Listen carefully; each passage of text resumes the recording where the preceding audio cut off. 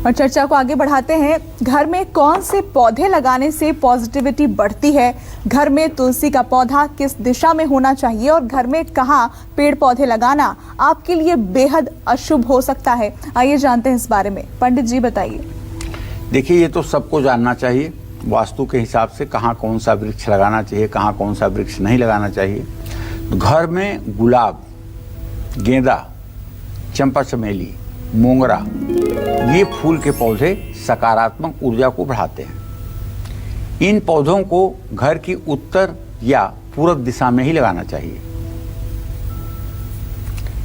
घर में तुलसी का पौधा लगाना हो तो इसे भी पूर्व या उत्तर दिशा में ही लगाएं। ज़्यादा करके इसके लिए जो सबसे शुभ स्थान माना गया है वो नॉर्थ ईस्ट, ईशान कोण को माना गया है। पुरानी परंपरा ये है कि घर के आंगन में तुलसी का एक पौधा जरूर होता था। अभी जानते हैं तुलसी का पौधा कहाँ होता था? पहले घरों में आंगन जरूर होता था और आंगन उत्तर दक्षिण लंबा होता था, पूर्व पश्चिम चौड़ा होता था। चौड़ाई कम होती थी, लंबाई ज़्यादा होती थी। तो आंगन के बीचों बीच घर का ब्रह्मस्थान होता था। उसी ब्रह्मस्थान में मिट्टी का एक चौक बना करके और उसे गमले का आकार दे दिया जाता था और उसी में तुलसी लगाई जाती थी। घर की सभी महिलाएं घर के आंगन में ही उसकी पूजा करती थी, शाम को वहीं दिया जलाती थी और पूरे घर में एक सकारात्मक वायुमंडल बना रहता था।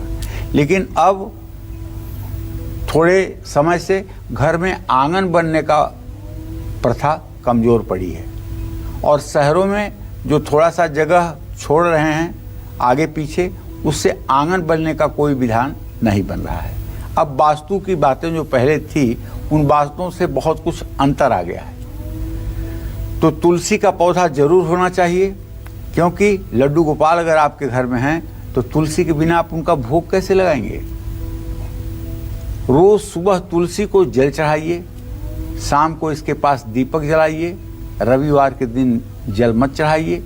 अगर इन बातों का आप ध्यान रखेंगे तो घर में तुलसी से सकारात्मक ऊर्जा बढ़ेगी।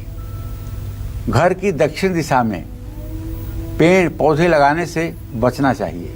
इस दिशा में पेड़ पौधे नकारात्मक ऊर्जा को बढ़ाते हैं। छोटे पौधे जिनको सजावट के लिए लगाया जाता है उन्हें उत्तर या पूर्व दिशा में लगाना चाहिए। घर में छोटा सा बगीचा बनाना चाहते हैं तो घर की पूर्व, उत्तर या पश्चिम दिशा में आप बना सकते हैं। ईशान कोण यानी उत्तर पूर्व दिशा में फूल वाले पौधे और बेल आप लगा सकते हैं। लेकिन ध्यान रखिएगा, बेल में एक मनी प्लांट भी आता है और प्रायः घरों में मनी प्लांट होता है। मनी प्लांट भूल करके भी पूर्व उत्तर के कोने में मत रखिएगा। अगर रखा हो और कार्यक्रम आप देख रहे हैं तो मैं आपसे आग्रह करूंगा उसे उठा करके साउथ ईस्ट के डायरेक्शन में रख दीजिए, क्योंकि मनी प्लांट का पौधा पूर्व उत्तर के कोने पर बहुत ज्यादा धन की बर्बादी करवाता है। और यही मनी प्लांट जब उत्तर दक्षिण पूर्व के कोने में हो जाता है, अग्नि कोण में हो जाता है, साउथ ईस्ट में हो जाता है तो घर के लिए वरदान बन जाता है। बस ध्यान ये रखना है कि मनी प्लांट जमीन पर न चलने पाए, इसको ऊपर ही की तरफ ले जाने की आप कोशिश करिए। निश्चित रूप से कलयुग में यह बड़ा ही चमत्कारिक पौधा है और बड़े आसानी से लग जाता है। घर में पेड़ पौधे लगाने से वातावरण में ठंडक बनी रहती है। हरियाली की वजह से घर में रहने वाले लोगों की नकारात्मक सोच खत्म होती है और सकारात्मक परिवर्तन बढ़ता है। जय मां विंध्यवासिनी। और चलिए बात करेंगे वृश्चिक राशि के जातकों की। आज वृश्चिक राशि वालों का दिन कैसा बीतने वाला है, क्या कहता है इनका आज का पूरा राशिफल, आइए जानते हैं। देखिए, आपके राशि में चंद्रमा नीच राशि में इस समय गोचर कर रहा है 14 अंश 13 कला पर और नीच नवांश में भी है। इसका सीधा मतलब है कि आज आप अपने निवेश संबंधी सारी योजनाओं को गुप्त रखिए। दोपहर बाद स्थिति में सुधार कुछ हो सकता है जब ये वृश्चिक के नवांश से चंद्रमा निकलेगा। कामकाज और सहकर्मियों और अधिकारियों का तब साथ मिलेगा दिन में 2 बजे के बाद। और दिन आपके लिए तब अच्छा बीतना शुरू होगा। नकारात्मक भावनाओं को और अपने रिश्तों पर हावी न होने दें, सभी का सम्मान करें और आज अपने खान पान और सेहत का ध्यान दें। सावधानी ये है कि कानूनी मामलों में संभल कर रहें, किसी असहाय व्यक्ति की मदद करें या पीपल के पेड़ में जल चढ़ाएं। शुभ अंक आपके लिए 7 है, शुभ रंग आपके लिए सफेद है। जय मां विंध्यवासिनी। और हफ्ते के 7 दिनों को शुभ बनाने के लिए और किसी भी अनहोनी से बचने के लिए आपको कौन से फूलों का उपाय करना चाहिए, आइए जानते हैं इस बारे में।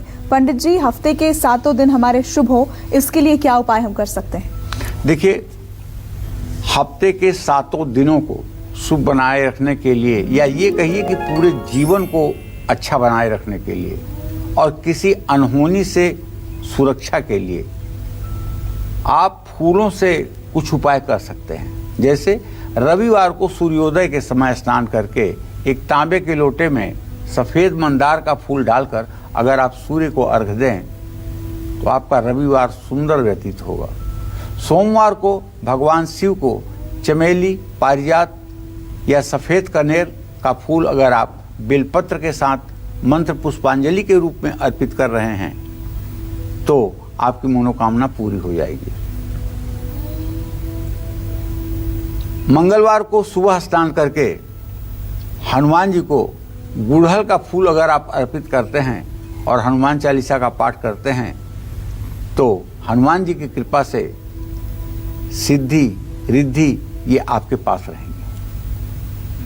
बुधवार को भगवान श्री गणेश को दुर्वांकुर, दूब घास जिसको कहते हैं, चढ़ा करके अपने काम शुरू करने वाले व्यक्ति को हर जगह सफलता मिलती है। और बुधवार को अपने पास लिली का फूल रखने से भी फायदा होता है। गुरुवार को अपने पास चंपा, बेला या चमेली का फूल रखना चाहिए। भगवान श्री हरि विष्णु को रामा या श्यामा तुलसी अर्पित करके आप अपना कोई काम शुरू करें। हरे रंग वाली तुलसी का नाम है रामा और काले रंग वाली तुलसी का नाम है श्यामा। ये श्यामा तुलसी कैंसर रोधी है। अगर आप चाहते हैं कि कैंसर का रोग कभी किसी के जीवन में न हो तो ऐसे व्यक्ति को 5 तुलसी के पत्ते गंगा जल के साथ नित्य प्रातः सेवन करना चाहिए। एकदम पक्की बात है कि ऐसा व्यक्ति कभी कैंसर जैसे रोग से पीड़ित नहीं हो सकता। पीले रंग के फूलों से अपना घर भी आप सजा सकते हैं और शुक्रवार को घर से निकलने के पहले माँ लक्ष्मी को लाल गुलाब, कनेर या अपराजिता का फूल अर्पित कर सकते हैं। और अगर आपके पास कमल का फूल है तो वो भी आप महालक्ष्मी के श्री चरणों में स्थापित करें। और अगर आपके पास श्री यंत्र है तो चांदी की कटोरी में कमल के फूलों की पंखुड़ियों को फैला करके उसके मध्य में श्री यंत्र की स्थापना करके और तब आप पूजा करें तो देखें फल दोगुना हो जाएगा। शनिवार को कोई भी नीले रंग का फूल अपने पास आप रख सकते हैं। जय मां विंध्यवासिनी। और आइए बात करते हैं धनु राशि के जातकों की। देखिए, मैं तो कहूंगा कि ये केतु और बृहस्पति की स्थिति को अच्छा नहीं माना जाएगा। ये गुरु चांडाल योग है तो है। आमदनी में वृद्धि और लाभ का योग तो बना हुआ है, लेकिन उसी हिसाब से खर्चा भी बढ़ा हुआ है। सामाजिक कार्यों में भागीदारी आपकी रहेगी, मान सम्मान बढ़ेगा, कारोबार में लाभ भी होगा, लेकिन वाणी पर संयम रखिए और बड़ों का सम्मान करना सीखिए, वरना तकरार बढ़ेगी।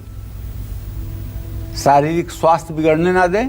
सावधानी ये रखें कि अकस्मात से संभल करके रहें, खुद पर भरोसा रखें,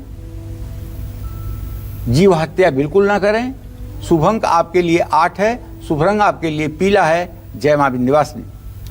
तो वक्त अभी एक ब्रेक का है। ब्रेक के बाद जानेंगे मकर, कुंभ और मीन राशि वालों की किस्मत का हाल। आप बने रहिए हमारे साथ और देखते रहिए काल चक्र। नमस्कार, मैं हूं मानक गुप्ता। अगर आपको हमारा ये वीडियो पसंद आया हो तो इसे लाइक और शेयर जरूर करें और हाँ, हमें सब्सक्राइब और फॉलो करना ना भूलें ताकि आप देश और दुनिया की कोई खबर मिस ना करें। चाहे कोई ब्रेकिंग न्यूज हो या कोरोना वायरस से जुड़ी कोई भी अपडेट, पॉलिटिक्स हो या आपकी जेब से जुड़ी कोई खबर, इलेक्शन की कोई न्यूज हो, कोई कंट्रोवर्सी हो या फिर कोई वायरल वीडियो, सब कुछ मिलेगा न्यूज़ 24 पर। तो जुड़े रहिए हमारे साथ और देखते रहिए न्यूज़ 24।